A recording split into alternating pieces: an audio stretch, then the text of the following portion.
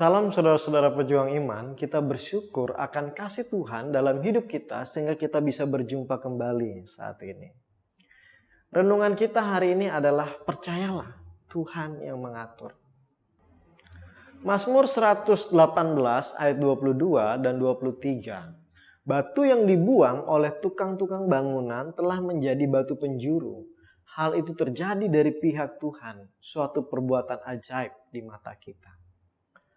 Seorang rekan bernama Ron Boy Macmillan menulis dalam sebuah seri buku yang sangat bagus dengan judul Iman yang Bertahan. Tujuan hidupmu bisa saja akan tetap menjadi suatu misteri bagimu. Begitu juga dengan setiap peristiwa dalam duniamu. Tapi tidak apa-apa, Tuhan yang mengatur. Kita tidak memiliki kewajiban untuk memahami segala sesuatu dan kebutuhan untuk mengubahnya.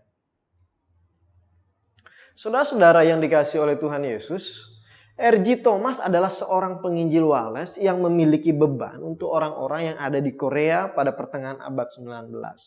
Pada tahun 1865, ketika berada di Cina, kesempatan yang dia tunggu-tunggu selama hidupnya akhirnya datang juga. Sebuah kapal Amerika, kapal uap Jenderal Sherman, pada saat itu akan pergi untuk menguapi sungai Taedong sampai ke ibu kota Pyongyang. Dengan harapan untuk mengundang orang-orang Korea masuk ke dalam perdagangan. Thomas membeli tempat tidur dan dalam kapal itu dia berharap dapat bertemu dengan orang-orang yang terpelajar di Pyongyang. Yang dapat berbicara bahasa Cina dan juga membaca bahasa Cina. Dia juga membawa Alkitab berbahasa Cina sebanyak mungkin yang dia mampu dalam pelayaran tersebut. Ketika mereka sampai di Pyongyang, mereka sama sekali tidak disambut. Mereka terjebak dan kapal tersebut berusaha untuk dibakar. Ketika para awak kapal menyeberang ke tepian, mereka justru dibunuh oleh orang-orang Korea yang sudah menunggu di situ. Thomas juga ikut menyeberang ke tepi pantai. Bahkan sebelum ia sempat berbicara, sebuah pentungan telah mengayun dengan kejamnya sampai menghancurkan isi kepalanya ke dalam air. Tetapi orang yang membunuhnya memperhatikan bahwa Thomas datang dengan membawa buku-buku. Pembunuh itu kemudian mengangkat beberapa dari buku-buku yang telah basah, mengeringkannya, memisahkan daun-daun dari buku-buku tersebut, dan mendapati buku-buku itu dicetak dengan baik. Dia tidak dapat membaca, tapi memutuskan untuk menggunakan kertas dari setiap halaman itu sebagai kertas untuk melapisi bagian-bagian rumahnya sebagai bagian dari tradisi pada waktu itu.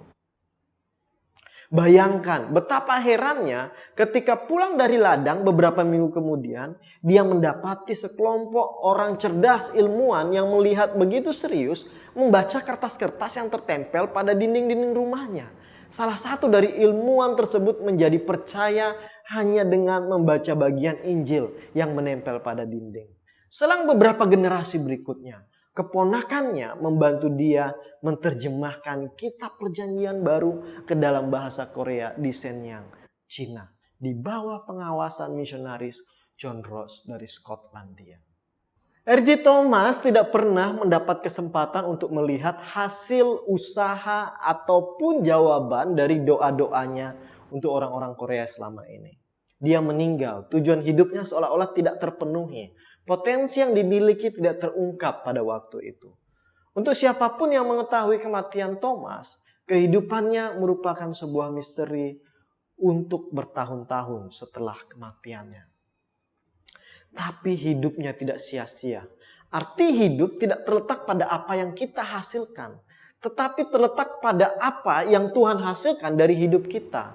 Sukses bukan tentang pencapaian atau apapun yang dapat kita hasilkan dari diri kita sendiri, melainkan tentang tujuan atau apa yang dapat Tuhan hasilkan dari diri kita. Kita dapat mengambil pelajaran dari gereja-gereja teraniaya, bahwa tidak apa-apa meninggal tanpa mengerti akan arti kehidupan kita. Kita dapat bersandar dalam kepercayaan penuh kepada Tuhan. Dalam anugerahnya, Dia memakai kita untuk membantu di dalam membangun kerajaan kekalnya. Mari kita meresponi firman Tuhan hari ini dengan berkata, saya meletakkan tujuan dan potensi saya dalam tangan Tuhan yang baik dan penuh kasih. Dan juga mari kita berdoa, biarlah saya boleh menyadari bahwa Engkau yang mengatur sehingga saya dibawa untuk mengenal Engkau melalui penderitaan yang saya alami di dalam hidup saya. Mari kita berdoa.